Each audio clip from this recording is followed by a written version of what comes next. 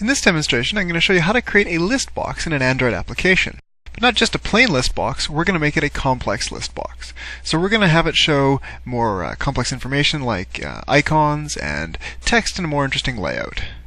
So I've got a application created, plain default sort of hello world application, and I've got a piece of text here on my application activity that's going to just be some text view. What we're going to do is we're going to add in a list view below that, and then we're going to look into our Java code and we're going to figure out how we can populate that list view. So let's start. Let's put in the list view. So on the left, under the composite, we can find here the list view, and I can drag that out, put that in under here, and make sure that it binds, because I'm using a relative layout, binds to all four edges, including underneath my text here. Now, of course, if I were to run this, it's not going to do anything interesting because we are not putting anything in these boxes yet. To do that, I've got to actually do a bit of work through my Java code. So let's first give this a name. And so let's call this cars list view. We're going to make it display a bunch of information about different cars. So I'll click out. It's going to go through and update the file, making sure the refactoring takes place. So let's just look at our XML to make sure that it all looks good. I've got here my list view, and it's going to be aligned to the left and below, matching the parents. So it looks good. So let's now see what we can do. Well, before we actually start to put in the data into the list view, we've got to come up with that data ourselves. So what I'm going to do is I'm going to do this sort of object-oriented fashion. I'm going to create an array list of car objects. Now, to save time, I've already created a car class, which is just a plain old Java class. I've got here the 4 different fields that I'm going to store, all private, which is good object-oriented encapsulation. And then I used Eclipse. What you can do is, I'll just show you how to do that. You right-click, and you go down to the source, which is going to be Alt-Shift-S. Let me just do that so it comes up on the screen. Alt-Shift-S. And then I can say I'm going to generate the getters and setters. So generating the getters and setters here, and I can say just generate all, select the setters, or pardon me, I just want the getters. So select the, let's open this up. And so I'd say select getters, and it would select those and generate them for me.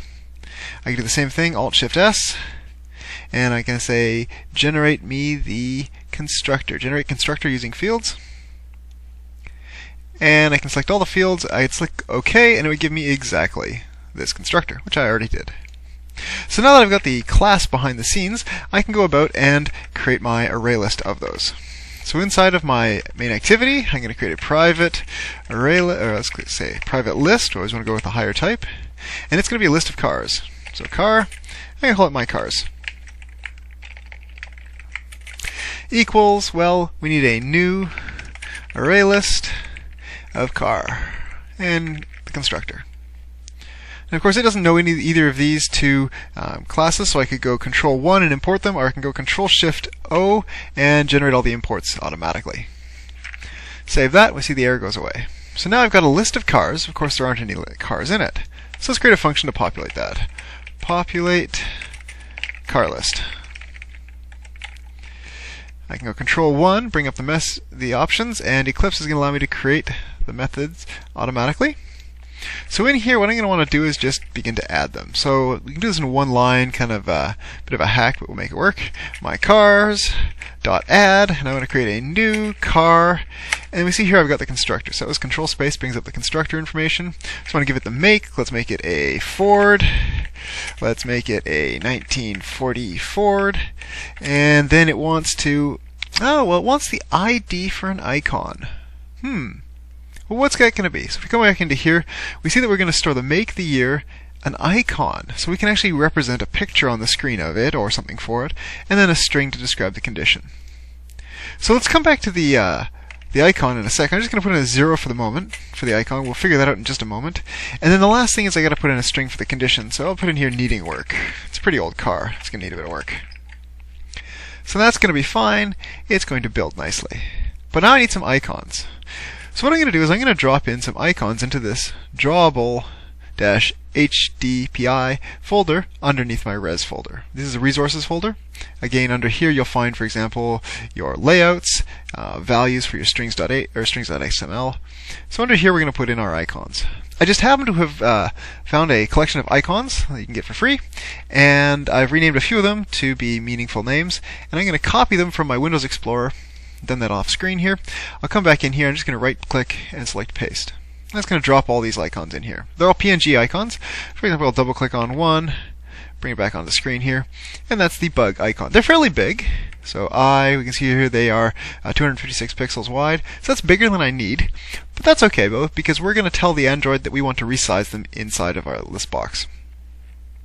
So now I can specify what those are going to be. Having dropped them in here, the project would have rebuilt, and it would have regenerated my gen folder, which has the R file in it. So I can say R dot, and now I'm going to say drawable dot, and then here I have all of the IDs for the icons that are sitting here. So I can say, well, let's make the drawable for this a help icon, which is the, there we go, help. Now I can copy and paste this line a number of times and then retype in all the extra information that I want. I happen to have done that before while getting ready for this, and so I'm just going to paste it in. Here I have a whole bunch more information. Again, I'm just switching over the makes to random things, years to random years, and then I'm picking different icons as I go. I'm using the same one a couple times in one place, but that's fine. And just drawing in different, giving it different descriptions. So now, when I run this, I'll save all the files, run it. Again, we want to run it fairly early, fairly often, just to make sure it's going to work. But we're not doing anything really interesting yet. We're just populating a list. We got to put it on screen though, so that's going to be the next thing we got to do. We've already got our list box set up, but we don't have anything in it. So let's look at how to do that. Well, we want a custom layout to come up in here. We don't just want some random icon and words, so we actually have to come up with that layout ourselves. There's lots of power here. So under layout, I'm going to right click, I'm going to say new and new Android XML file. So normally I could pick if I wanted a linear layout or whatever. Here I'm going to say I want this to be a relative layout. So I'm going to make it to be a relative layout at the top, which gives me the ability to kind of come up with a fairly powerful layout. And I'm going to name this to be item view. Again, this is going to be one per item, so that's going to be .xml. Complete that off, and I'll go finish. Alright, and I think it actually already pulled up a existing copy of that file, so let me just go in here. Yeah, okay, it actually found one from before that I was using. So let me just get rid of all this content, and we'll come up with our own. So this is what you would have gotten in your editor, just a relative layout with nothing in it. So we go into the graphical layout, and we see here that there's simply nothing there. It looks like it's going to be an activity, but what really is going to happen is we want it to be kind of like this size on the screen. It's going to be a little small thing. So we can just start to use the top part and be careful about the amount of space we use. So the first thing I'm going to do is I'm going to drop in an image view. So an image view, that's going to be my image that I want, and I can select what resource is going to be shown. I'm going to pick, for example, the bug to start with, just to get something on the screen. Later on, we'll automatically change them. So of course that's quite huge. So what I want to do is I want to resize it. So I can set the maximum height. So go over here onto the right hand side, and I'm looking for the maximum height. Maximum height and maximum width. So here's the minimum height and width. And oops, sorry, I got to click on it first. That'll help. And let's try that again. So minimum's there. We're looking for the maximum. Here we go. Maximum width, maximum height. So I can give it any size I want. Let's just do 80 dp, and that will be a reasonable size for when it comes up. Oh, and then the other thing I've got to do is I've got to tell it to adjust the view size. So actually let it to do the adjustment. Now if I go back into here, I see here that it's come up and set that right, except we don't want any margin left or top, so I'm just going to get rid of them. Do that, and then come back into here, and we see that now it's flush up against the top left, just like I wanted. Now we've got the make, the year, and a description of the condition of the car. Those are three other things I want to put in here. I can arrange them any way I like. So let's get some large text, and let's put it here, kind of top left, and I'm going to give it the ID of text, and let's call this make. Again, let it do the refactoring. And I'm going to put in here make shown here. That'll just allow me to get a feel for what this is going to look like when it all comes together. Let's use a smaller text field, and I'm going to put it down here, bottom left, and let's make this the year. So I'm going to call this txt year, and let's give it some. Let's say that was 2000, and then let's also put in some medium, and let's put it over here on the right-hand side. Again, I'm getting these all kind of flush along the bottom. That's going to be good because that's going to be the height of my item when it's shown in the list. Again, the height is very versatile. I can change that any way I like, but I want it to be reasonably short. And then finally, let's put here text, and let's call this the condition. And condition shown here. So that's sort of what we want. Now we could move these around, I can resize them, I could change, put in other sort of pictures, wavy lines, whatever it is you want your items to look like when they come up in the list, that's what you do right here. I'll come back in here just to make sure everything looks okay. Oh, one thing we didn't do is we didn't rename this image view. So I can do that from the XML here.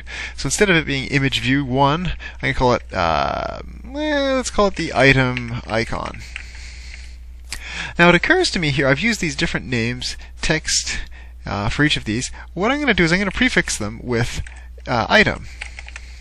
I could have done this when I was renaming it on the previous slide or screen, but I can do it right here. I'll just switch the names of each of these. And now what's going to happen is when these get, when I'm accessing them, I know they're going to be item underscore. It sort of differentiates them from anything else I might be looking at in my namespace. We see here that we've got some relative layouts here I've got to update as well, otherwise they're unknown elements. So thankfully the Android's giving me a little clue on the left here. It's going to say it's not sure what it's referring to. So I want it to be the text make. Here I change this to be the item view, or the icon. It's the icon, the make, and I think we're getting there. Oh, one more thing, got to change this to be the item icon. This is all handled for you when you do these edits through the graphical UI. You can do them perhaps sometimes faster, although a little more bare metal on this side. The other ones it's showing me here is warning. It thinks that I should put these into my strings.xml. I'd normally do this in my applications, except in this case, it's not not critical to what we're trying to demonstrate. Let's just check out what this is saying. Accessibility, missing content descriptor. Okay, for the moment, I'm not going to worry about that. It's just if you had somebody that wasn't particularly, trying to describe the visuals, that would be useful for them.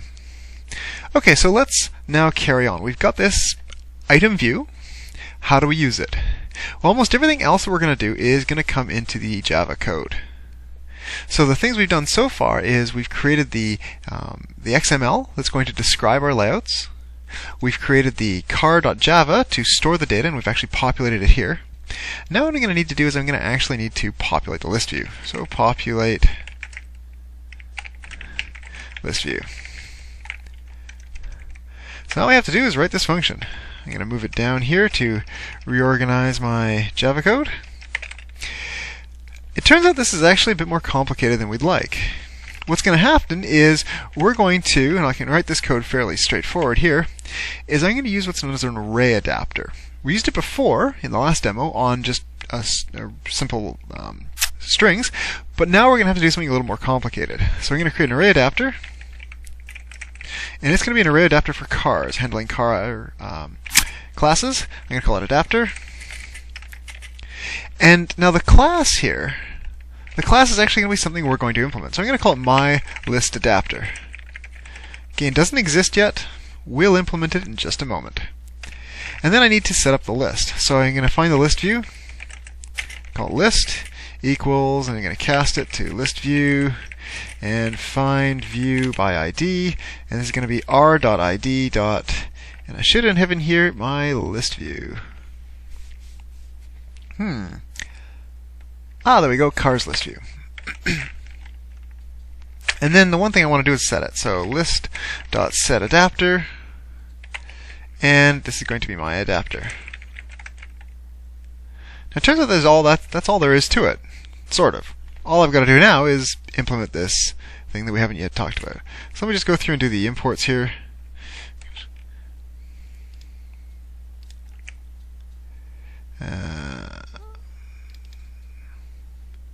Making sure I get the right sorts of imports. So let's implement this.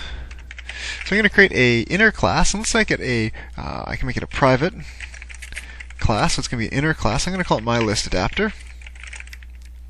And it needs to be, as we see up here, it needs to be an array adapter. So I'm going to extend array adapter, and it works on car objects. Got to get extends right here. Extends. There we go. So now we see that car array adapter, we seem to not have a problem. It says, well, implicit super. We've got to add a constructor. So we've got to work on the constructor here. So in fact, what I can do is I can just create the constructor. So public myListAdapter.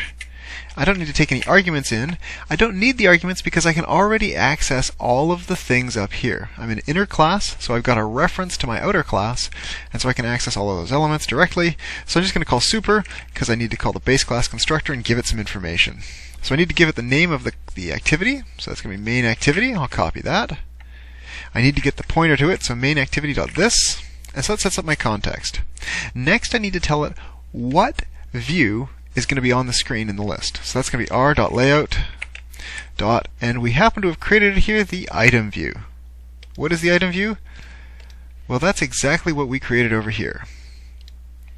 This is what each list is going to have. So that's how I set up the UI. And then the last thing is I need to tell it what objects are going in. Well, I just happen to have a collection of them here, my cars. So this sort of sets us up to be working with the right stuff. Now what happens with that? Well, we've got to actually handle that. So I'm going to, pardon me, I'm going to override the getView function. So the getView function is going to be implemented in here, so I can right click, or just Alt-Shift-S, and then I can select override implement methods. And I want the getView. So here we have the getView. It takes in a few arguments, and it just completes the override for me. So now what I've got to do is make this work. So there's not a lot of crazy code here. Basically, I'm passed in a view that I might want to work with. Might's the keyword there. And I'm passed in a position. So this is based on this set of cars that I gave it, which car are we currently displaying for? So for example, if it tells me position 0, we know we're coming up with something to display the Ford. If it tells me list 1, or position 1, that's going to be this Toyota. So first thing I'm going to do is let's comment that out for a moment. I'm going to want to find the view, or work with the view that I'm managing. So I'm going to say view and item view. I'm going to take it from the convert view. Now one funny thing that can happen is this convert view coming in is something we can either reuse if we've created one before, or we might have it might be null, meaning we don't yet have one. So we're going to have to create one if we need it. So let's check it. If item view is null, we're going to create a new one. So item view equals, now how do we create a new view? Something we probably haven't done before. The Android actually does most of the work for us. So we're going to have to do what's known as inflate a layout. So get layout inflator. This happens to be, it's going to take an piece of XML code that we wrote here in the item view, and it's going to inflate it all the way into a fully formed object to be going onto the screen. So it's going to do a lot of work for us. So I want to say inflate, and then I give it the resource ID to work with, so r.layout.itemView.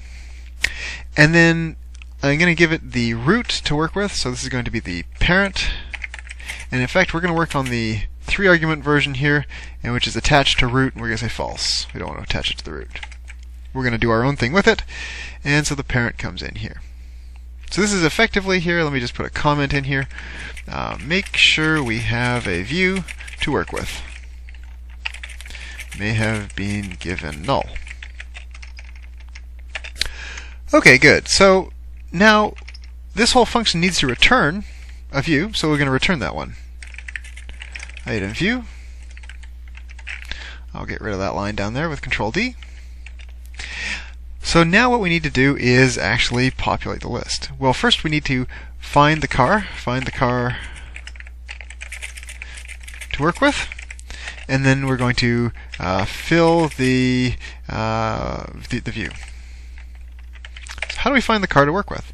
Well, as I said, we've got here a position, and we happen to know that we're working with this myCars structure. So current car equals myCars.get position. And that'll give me the car I'm working with. So how do I fill the view? Well, I'm going to work through pulling out each of the things I want to work with, and then I can set up the different components of the view. So first let's work with the image. So I want to get my image view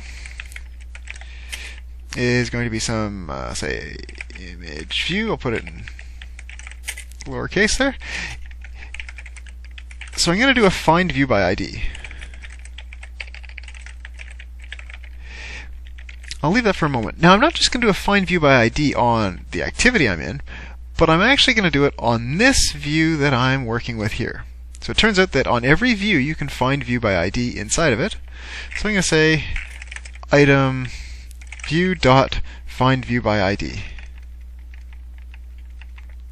And I'm going to give it the ID of r.id. And here's all the IDs I've got. Notice that I named all mine to be icon underscore whatevers, which really helps me out because now I can say, well, I want to do the icon or item underscore icon. I'll do Control Shift O to manage the imports.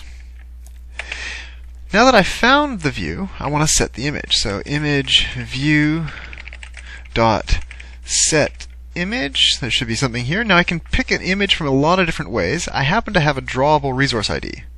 So there happens to be something here for set drawable, giving me a drawable resource. So on that, I can simply call, oh, sorry, wrong one. I want to actually try that again. I want to do set image resource, not drawable. I'd have to actually get it then. And this is just going to take in the resource ID. So I can say car dot, and we called it current car dot get icon ID. Remember, we already passed it in to it earlier, so now I can just use that icon ID. So that's going to set me up with the icon. I'm going to go through and populate the rest, but let's just see if this works. I'm going to Control F11 and then switch to my emulator. So what we're expecting now is when it reloads, it's going to show me a list view here with a bunch of icons in it for all the different icons that I set up for all of the different cars. And there we go. Here's all the icons I set up. Now, remember, we haven't yet overridden this text. This is sort of the default text that we put into our item layouts, the item .xml. And so it kind of just leaves it all in there to begin with. We get the images, great, but not any of this text. So let's carry on and complete this working with the rest of it. So let's do the make. So I'm going to get a text view. Let's call it make view. Make text equals, it's going to be a text view item view dot find view by ID r.id dot item make, and then on that make text I'm going to set text to be, well, again we want to go on this current car. It's going to tell me the answer, so current car dot get make. That was so easy. I'm going to copy and paste this again a couple more times. That's going to handle the year as well as the condition. So the year is a number and condition. So let's call this one year text and condition. Condition. Now, one nice thing here to note is that the lint tool is coming up and telling us there's something that's interesting. We have already found this particular ID once in this method. And so it's thinking, well, is that a possible copy and paste error? That's fantastic, because it is. So I don't want the text make. I'm going to complete that text year, and down here, text condition. So I find view by ID, text condition, they're all text views, and I'm not yet using them, so I'm going to come back into here, paste that, copy this, and paste it into here. So now I need to switch this to be over what I want. The condition is easy, because I happen to get a condition, it gives me a string. If I do condition get year here, I'm going to leave that for the moment. But notice that we've got a problem brewing. I'm trying to set some text, but I'm passing it an integer. This returns an integer. So I'm going to leave it for the moment just so we can see what goes wrong. So I'm going to control F11. Hopefully I got the right key there. Yep, it says launching down here in the bottom right, so let's see what happens. I'm expecting it's going to do something wrong because I'm trying to pass it in a number instead of a string. And there we go, it crashed. We can see here in my log cat that I've got a problem. I'm going to double click on that, and we can kind of go back up to the top and then surf down till we find some code that we wrote. Problem is very likely in the code we wrote, so Android, no, I didn't write that. Ah, here we go. CA demo, that's some code that I wrote. And now we can check out what went wrong. We see here resource string ID. It tried to treat it as an ID, and it didn't work. So I'll double click on that. Get rid of the log cat. It says this line of code went wrong, and of course we need to convert this to an integer or to a string. I can do that in a number of ways. The most simple-minded way is to concatenate it with a string. Of course, it's not the greatest way, but it'll do the job here. The better way is to say that you want to do, I believe, string.valueof or integer.valueof, and it'll give you back a string. And there we have our list. So all the cars, we have a Ford, 1940s, needing work, a Toyota, 1994, lovable, a Honda, and so forth down the line. We can see here it allows me to scroll. That's just part of the list view automatically. And so we got a nice now format. We could have changed this any way we like. We could put something in the top right. We could put more icons in. There's a lot of flexibility there. You see that all we're working with is we created our view ourselves. Over here, we put whatever we wanted in it. My car data structure in the background, this is the model, if you will, model car. It's holding the information that I want to process. And then in my Java code, all I do is I get that and then begin populating the UI very simply. So I can put any sort of thing I want in here that I can populate with my code. Now the one last thing I want to show is how do we handle clicks. It's the same way that we would have done it before with the list view. So I'm going to add another method up here, and I'm going to call it register click callback. Control 1, create the method, cut that, move it down to the bottom. Again, always keeping my code in order. Why? Because I'm the person that's most likely to come back to this code and try and read it. The better it's structured, the more I'm going to get out of it. So now what do I want to do? Well, it's pretty much the same as I had before. I'm going to find my list view. So it's going to be my list equals list view, and I'm going to find view by ID, and it's going to be r.id dot, and we call it cars list here. Now I'm going to, on my list, I'm going to set an on, remember on item click, not just an on click, so an on item click listener. Oops. I want a new, and the type of click we're looking for here is the adapter view. So under an adapter view, dot on item click listener. Put in my semicolon, save that, and it's going to complain that I've not yet, well, first off imported it, and then I haven't yet implemented all the functions. So that was Control 1, coming up with the options that Eclipse was suggesting. So Eclipse loves putting in these sort of nameless arguments. I'm going to go through and rename them just to give them better names. So this is the parent. The view happens to be the view clicked. These two arguments here are going to be the position. And then the last one, let me just make sure I'm getting this right, is going to be the ID.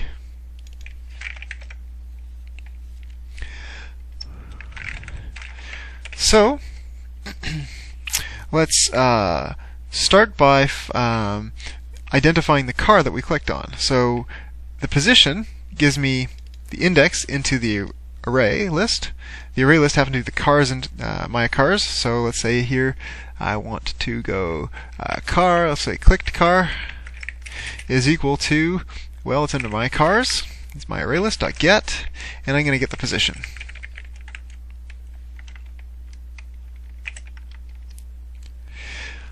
So that's going to give me the car I worked with. Now I can do anything I liked with it. So I'm going to set up a toast message. So string message you clicked position,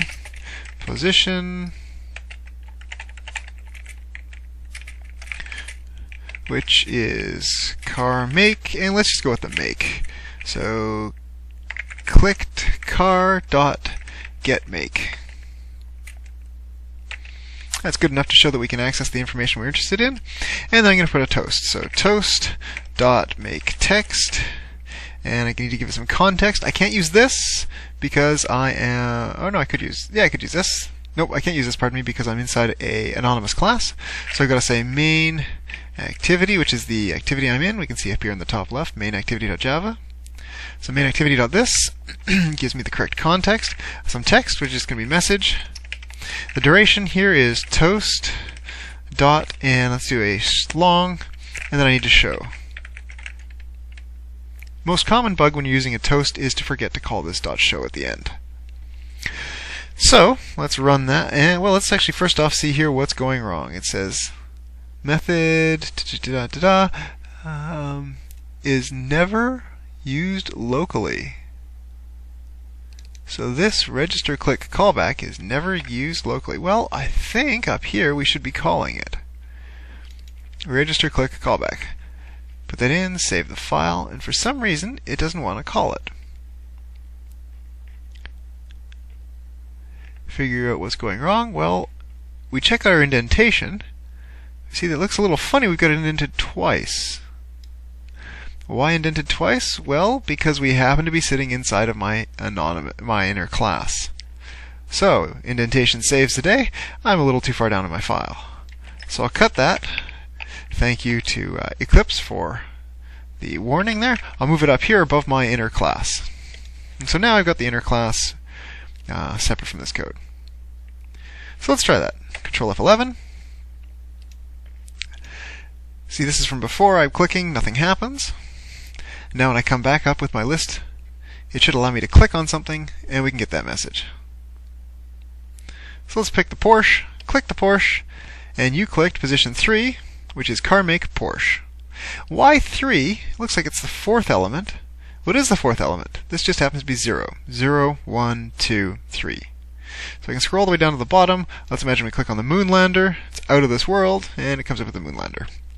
So I could do things. I could switch to an alternate activity. I could switch to some sort of actual, response, playing a sound. Whatever it is you want to do in response to a click is now up to you. But now you've got the ability to come up with a nice looking list that you can put all that extra information into.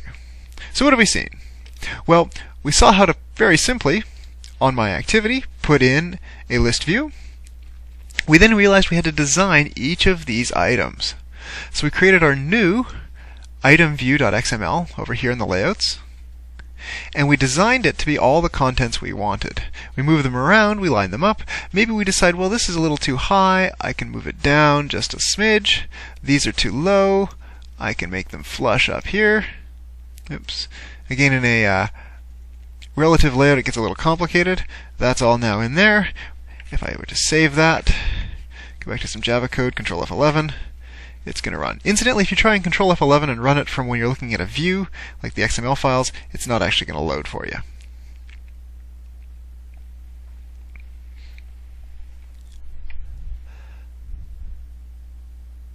Comes up with a slightly better, improved layout there.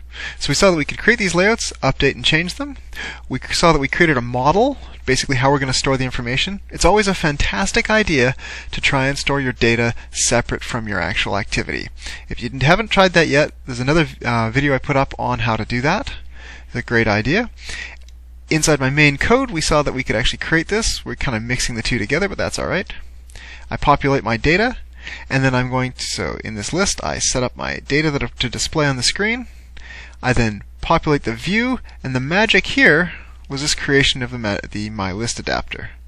So all that MyList adapter did, well, other than the constructor, which tells us what we're working with, is it first comes up with the view to populate, and this is what's going to end up inside of the list view. We then find the element we want to kind of pull information from. This would be my model. And then I just start filling in the different pieces. Anything I want to do, I fill in.